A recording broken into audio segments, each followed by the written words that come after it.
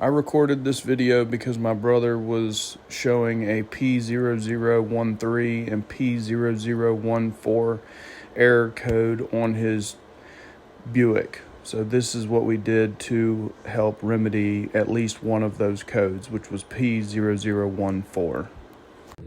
In this video, I'm going to be replacing a timing VVT solenoid, two of them, in a 2013 Buick Enclave.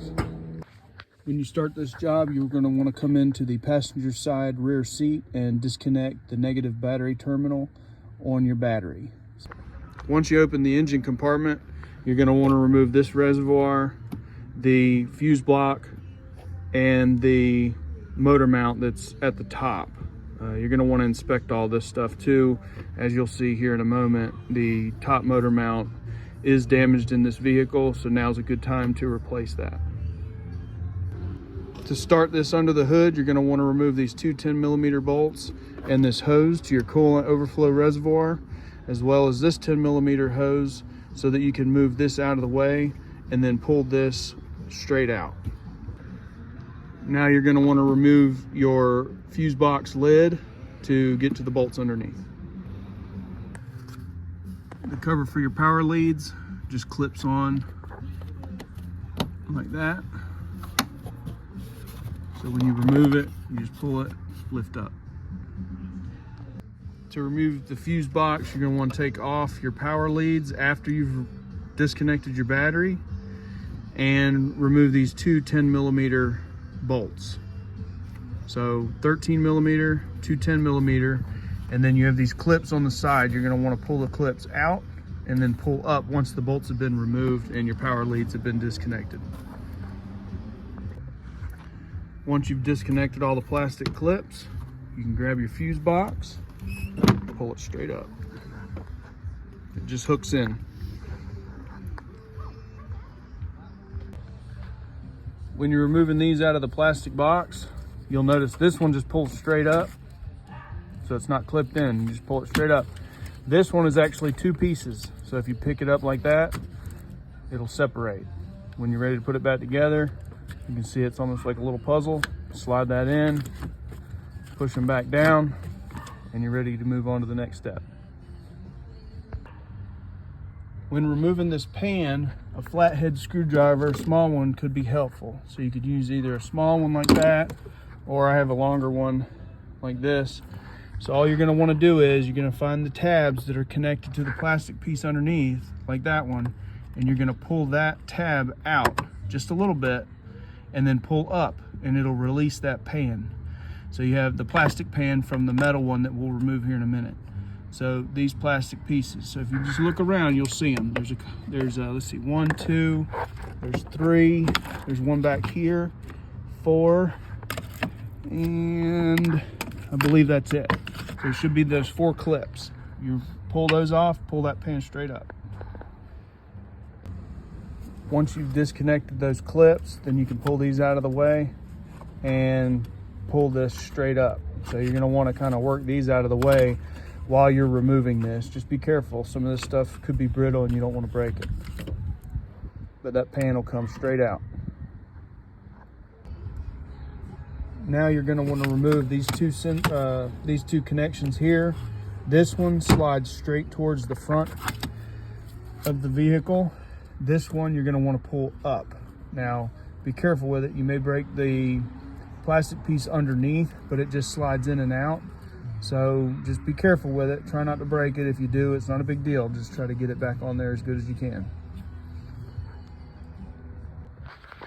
To get the fuse box pan out, you're going to have a bolt and 2 nuts. So you've got 10mm back here in the corner, 10mm here, and then 10mm bolt. So take these out, make sure you save them. I always put them in a magnetic tray just so I don't lose them. But once you've pulled those out, move these out of the way, you can get the tray out. At this point, you're going to just want to pull all these kind of out of the way as much as you can. You know, some of these will kind of fold under here. Just put them where you can, and then you're going to grab this bracket and pull it right out. Just make sure you don't mess up anything, so you can pull it right out of this direction here. Just like that. When you get to this step, you just need to remove this clip here using a pair of pliers. You can either use channel locks or really anything to get on this here. I'll show you what I use here in a minute. So what I use to take a hose clamp off, they make a bunch of different types of tools for this, but I use this. And once you get it clamped on there, you can tighten it down to tighten that clamp up a little bit better, compress it a little bit more, and then you just slowly work it off. Same with putting it on. You just tighten it down, just about like that. If you need it to go a little tighter, you turn that, and then you wiggle it until it goes right on.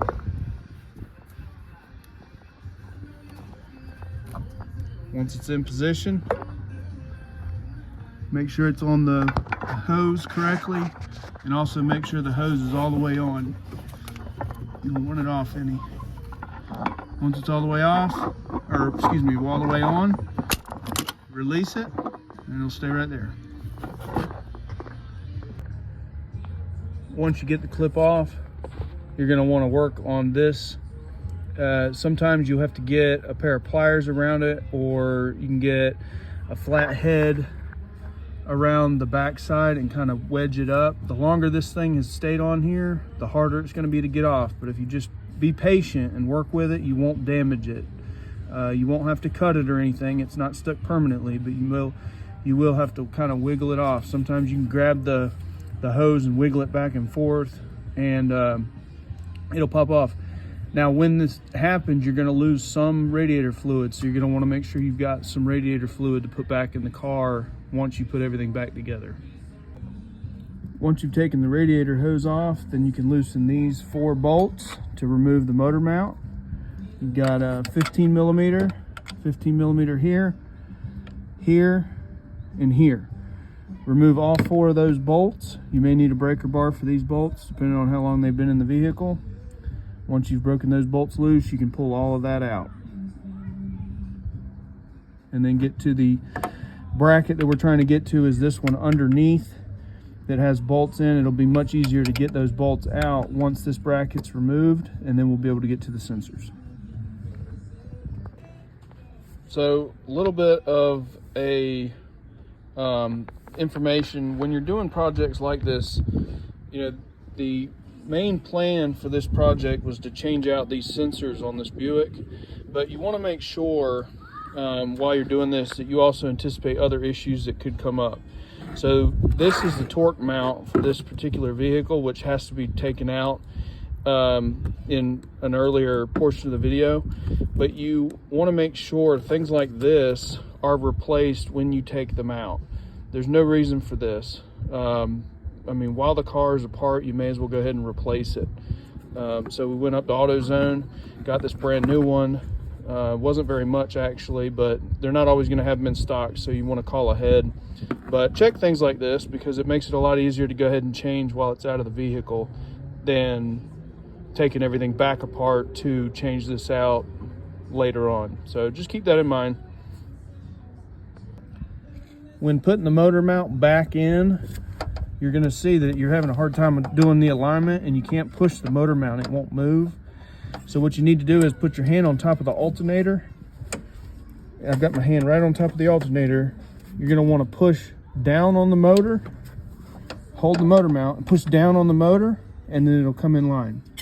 While you're holding the front of the motor down, then you can drop the bolt in, get a couple threads in, and then you'll be able to release it. The next 2 bolts you're going to want to take out is one here at the front of the motor, and then one here toward the back. They're both 18 millimeters. They're going to be pretty difficult, so you're probably going to want a breaker bar to bust these loose, and then you can just use a regular ratchet to get them out the rest of the way. But more than likely, you're going to want a breaker bar to get them loose the first time. Once you get this bracket off, I like to keep the bolts in it.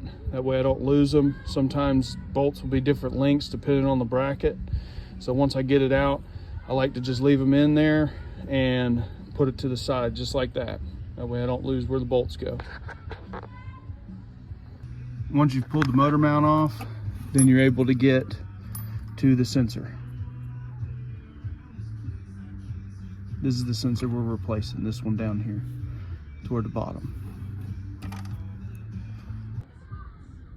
When unhooking these sensors, the way that these tabs work is you're going to push the back of the sensor, and then pull straight out. It's a little bit of a pain, specifically on the back one.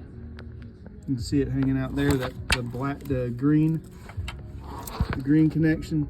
This one's a little bit of a pain, but just keep working with it and be patient and you'll get it off. So in this point, you finish pulling this 10mm bolt out here. It's a short belt. What I did was lift it up on the belt and then put a deep well 10mm socket underneath the belt to loosen it, to get it out. And then once it came out about that far, then you can just pull it out. Once that's removed, you're going to want to push the belt down, unclip the sensor, which you do by pushing that button right there, that button, and pull out. And then this sensor here, the one you're replacing, will pull straight out.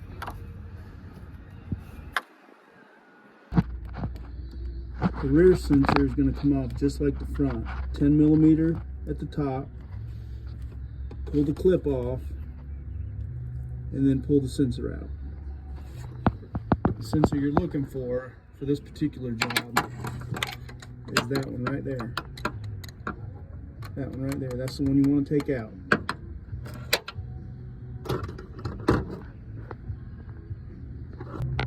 When you're putting these sensors in, I want you to notice, so you slide it in fairly easily, but once you get to about that far into the gasket on the block, you're gonna think that you shouldn't, but if you listen to it, it'll pop in. So you'll get a little bit of resistance, and then that pop right there. So now it's seated. And then all you'll do is rotate it till you get your bolt in, a 10mm bolt, and then tighten it down and re-hook up the electrical connection. This is what the sensor looks like. I've already sprayed it off, kind of cleaned it up a little bit, but this is what you're pulling out. So it sits in the car engine like that. Once you unhook the clip, 10mm bolt, it slides right out. And we're going to replace it with a new one. So something I want to point out, when you're taking these sensors out of this engine, you want to probably go ahead and purchase two. You can purchase these sensors online on Amazon for around $22, or you can pick one up. AutoZone has them for about $47. But while you're doing this, because of everything else that you're taking apart and getting to that back sensor, which is way back there, if you can kind of see that, the connection there, that blue, you want to go ahead and just replace them both. If you're going to do all this, you may as well replace them for that amount of money. If not, you're going to be kicking yourself for having to get back into this thing to change one in case you change the wrong one. So just keep that in mind. Once you get that new sensor in, you tighten down the 10mm bolt. I like to tighten them down. I don't have torque specs on any of these bolts, but I always say you just want to get them German tight. German tight means you're going to get it good and tight and should be good to go. Not too tight, you can strip them out, but make sure you get them German tight.